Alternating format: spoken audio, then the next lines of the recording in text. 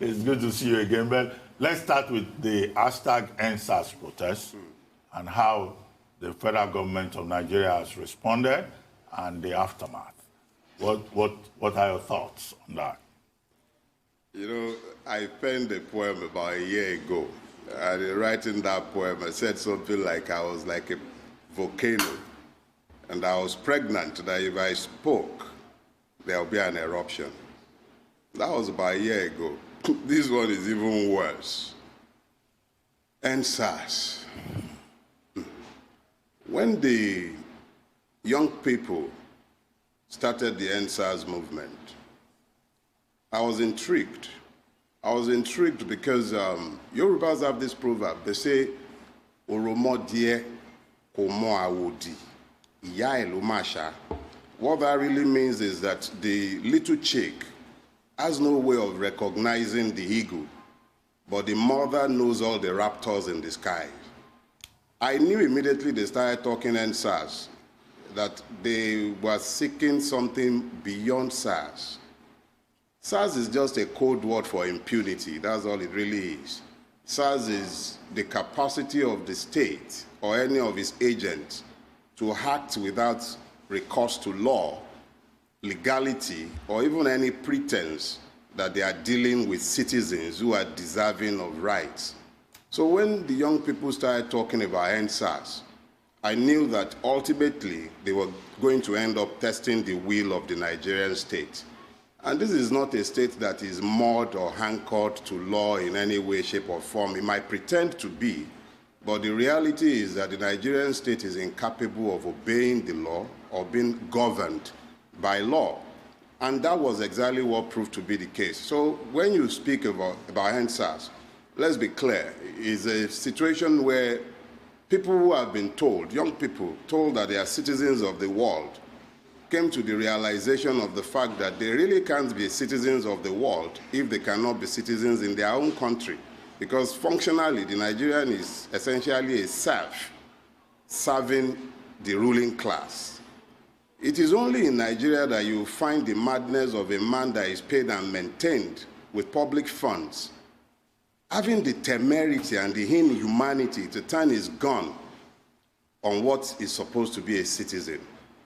If we even play out a worst-case scenario and we accept that we are not citizens, surely our humanities must not be denied. Each and every one of the Holy Scriptures set out clear rituals when you seek to slaughter an animal for food. You recite certain verses in the Quran before you could slaughter even a chicken. The same thing is found in the Bible.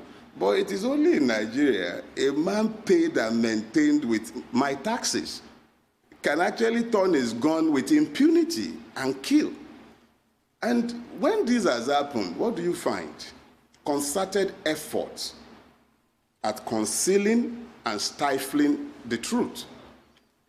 The EndSARS question you've just asked is a long one, and there are so many baggages to unpack. I don't even know where to start from, really.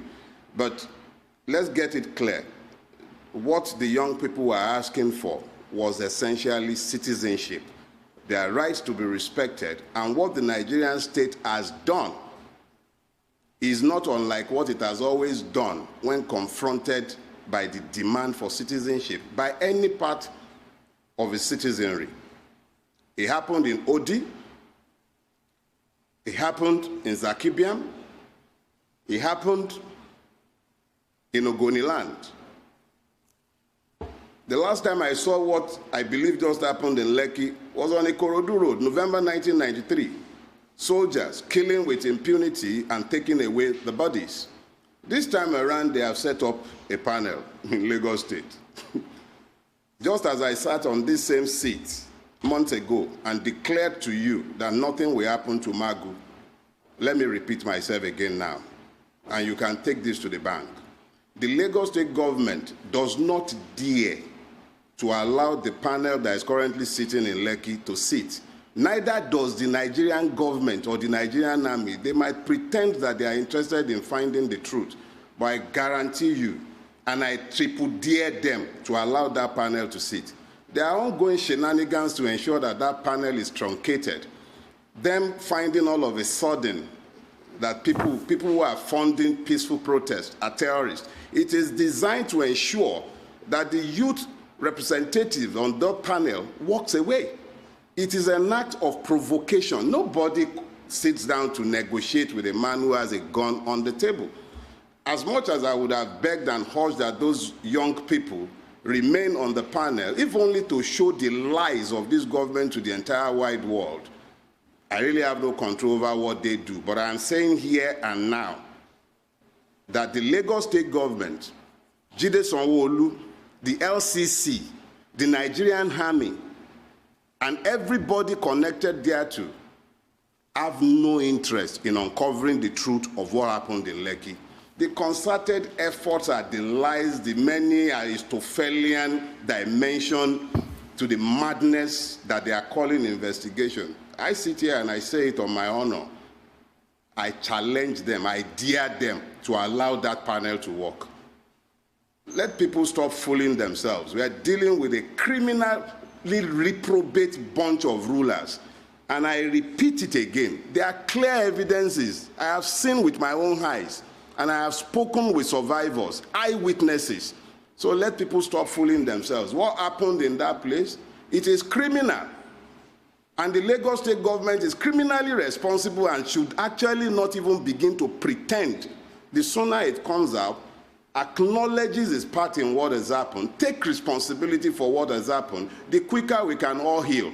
But to turn around and seek to demonize people who have merely demanded rights, come on, come on. At the end of the day, truth dies in darkness. And some people have helped to keep the truth hidden from the people. People were discouraged from going before the panel.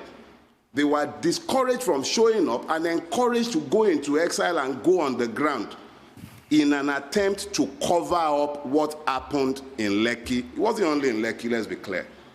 A lot of things happened in Ikotun. It happened in Badagry. Several people were killed all over Lagos. And yet, denials upon denials. Problem is that when people keep denying the truth, it simply means that they have not repented. And they will do it again, given the same opportunity.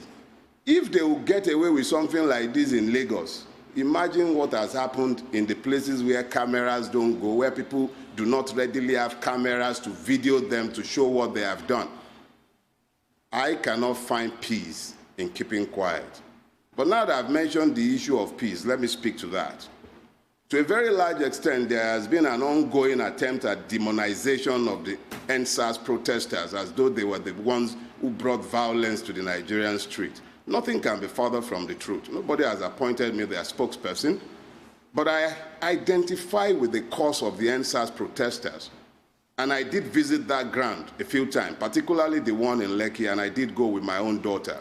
But here is the thing we must all get clear, and this should sink in.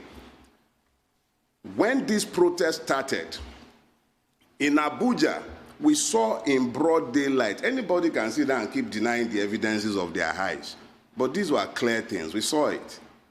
Government agents in SUVs coordinating thugs and distributing money to thugs. There are videos readily available everywhere, seen by everybody. We cannot pretend that we didn't see these things. In Lagos, we all saw it in broad daylight. I know that Ramimba, to which I belong, the radical agenda in the Nigerian bar, wrote a petition to the Commissioner of Police in Lagos State, positively identifying one of the persons, I think they call him Osha or something, holding a cutlass in broad daylight, chasing protesters around in Alausa, ferried to Alausa with lag bus. Now, if we begin to speak in terms of violence, let us be clear. There was no violence in Lagos until the morning of Wednesday. And the violence that happened in Lagos must be clearly and carefully situated.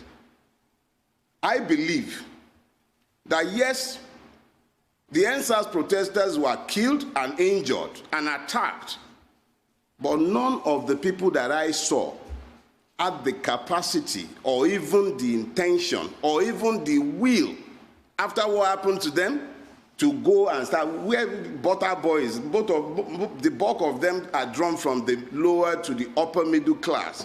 They are not about to go to a police station and start burning anything. These were people who were when we protested in my youth, we didn't have fun. These guys were having fun, but they made their point. End SARS, end impunity. They made their point, but they did so peacefully. When Dele Farotimi tried joining that protest, there was initially an argument by the younger elements. Don't come, they'll say revolution now. They were afraid. They thought Dele's presence would be the catalyst for violence. So they pushed Dele out. Some of us saw that and stayed away as well. We just stayed on the peripheral and watched what was happening. But the point is this: in spite of the fact that Dele's Take It Back movement, that were considered to be the most radical element in the Take It Back movement and in the EndSARS protest, were marginalized because of the worry as to what the state would do, and in order not to provide an excuse for the state to attack the protesters. But at the end of the day, what happened? Nigerian state still acted true to type. The Nigerian state is happy to engage with terrorists, is happy to talk to bandits. He has no problem rolling out the red carpet for all sorts of miscreants. I've said it before. This country encourages madness. But those who were stood with national flag, those were not soldiers. Those were not soldiers. The people they killed were much more. I've met some of the survivors. They are much, much more braver people than those who turn their guns on them. And those who are lying, denying what is obvious, and those who are helping them in fostering these lies. Somebody stopped survivors from coming out. For weeks, they couldn't tell their stories, whilst the government was busy lying that they don't exist.